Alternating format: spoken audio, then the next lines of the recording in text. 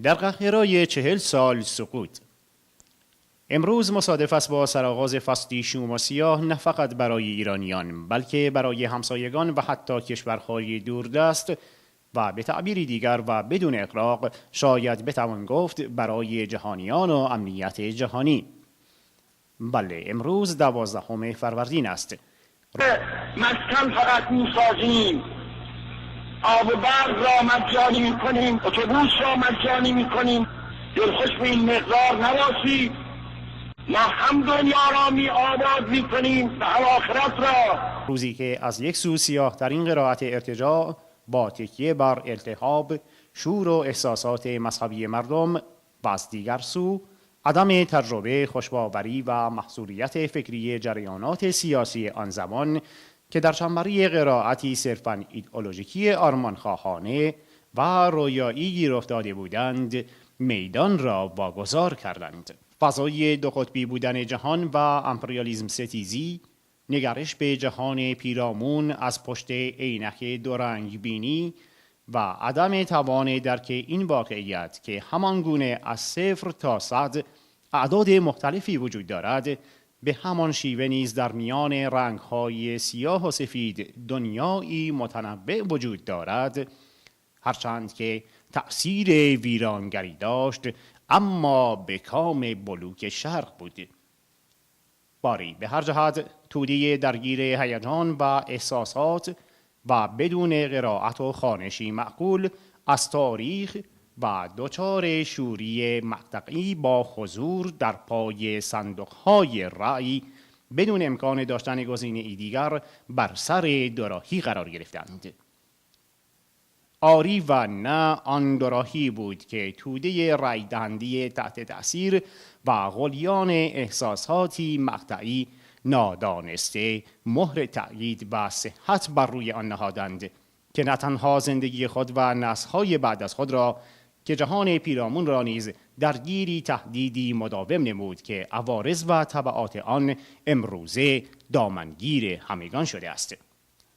جمع کثیری از رای دهندگان و لبیکویان به قشر طفیلی جامعه که با سوار شدن بر موج توهمات، تعصبات، احساسات، شور و هیجان با به گروگان گرفتن ایران و مردمان ایران پروسه تخلیه عقده‌های قرون و آثار متمادی را به منصنی عمل درآوردند، از دنیا رفته‌اند. اما آیا وقت آن نرسیده است که باقی مانده آنان و نیز مطلعین امر از خود بپرسند؟ رژیمی که با تکیه بر 3 شعار استقلال، آزادی و جمهوری اسلامی، به جز جمهوری اسلامی که برای سردمداران آن هیچ گزینه‌ای نداشت و تمامی هزینه‌های مرتبط بر مردم تحمیل گشت، چه دستاوردی حاصل نمودند؟ دو رکن اولیه استقلال و آزادی در کجای این معادله واقع شدند؟ استقلال در چه زمینه‌ای؟ به جز اقتصادی سقوط کرده و بی‌اعتباری جهانی و تنزل و سقوط به قهقرا چه حاصلی داشته است؟ ورشکستگی در تمامی عرصه‌های سیاسی، اجتماعی، اقتصادی، فرهنگی، تعطیلی مراکز تولید و غیره، این همه آن دستاوردهایی است که رژیم حاکم بر ایران در شعار استقلال طلبی خود حاصل نموده است. از آزادی چه؟ برای شهروندان ایرانی آزادی چه معنایی یافته است؟ دخالت در جزئی ترین امورات شخصی، پوشش، شکل ظاهری، آزادی‌های فردی و اجتماعی، تجمعات و اعتراضات مطالبه جویانی صنفی و غیره، لابد وجود هزاران نفر از روزنامه‌نگاران، فعالین صنفی و مدنی، کارگران، معلمان، دگراندیشان، فعالین سیاسی، فعالین محیط زیست و غیره در زندانها قرائتی به سبک رژیم اسلامی از آزادی است.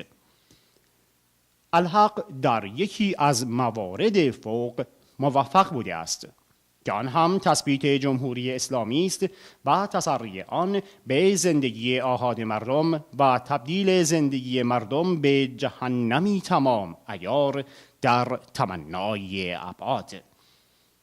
مردم همواره به امید بهبود شرایط کوتاه آمده و بخشی نیز خود را فریفته‌اند.